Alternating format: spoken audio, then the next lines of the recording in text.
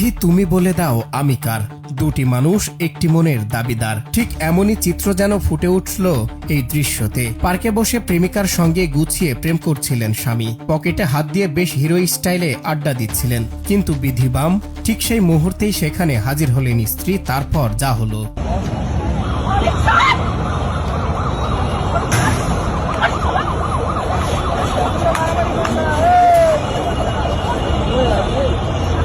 স্ত্রীকে দেখে স্বামীর তো চমকে যাওয়া অবস্থা। এক মুহূর্ত আগেও যিনি প্রেমের সাগরে ভাসছিলেন, পরের মুহূর্তে তার উপর শুরু হলো জুতোর বৃষ্টি। স্ত্রী কোনো কথা ছাড়াই পা থেকে জুতো খুলে টার্গেট করলেন স্বামীর প্রেমিকাকে। প্রেমিকাকে বাঁচাতে হিরো হয়ে স্বামী মাঝখানে দাঁড়ালেন ঠিকই, কিন্তু কপালে জুটল সেই জুতোরই চড়-থাপ্পড়।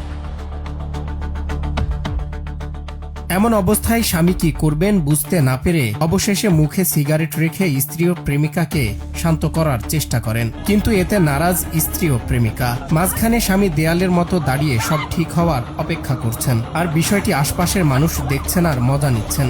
ভাবুন তো, এমন পরিস্থিতির শিকার হলে আপনি কি করবেন? পালাবেন নাকি সব ঠিক না হওয়া পর্যন্ত অপেক্ষা করবেন?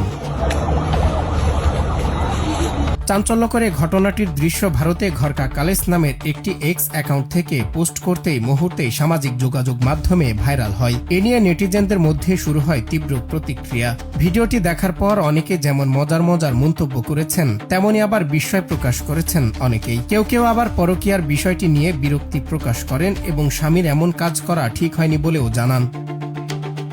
ভালোবাসা কখনো ভাগ করা যায় না, এক হৃদয়ে দুজনের জায়গা হয় না। আর যখন কেউ এই সীমা ভাঙার চেষ্টা করে, তখন ভালোবাসা আর থাকে না, সেটা হয়ে যায় অপমান, ক্ষোভ আর প্রতিশোধের গল্প। একটি সম্পর্ক ভাঙতে খুব বেশি সময় লাগে না, একটু মিথ্যা, একটু লুকোচুরি আর সামান্য বিশ্বাসঘাতকতাই যথেষ্ট।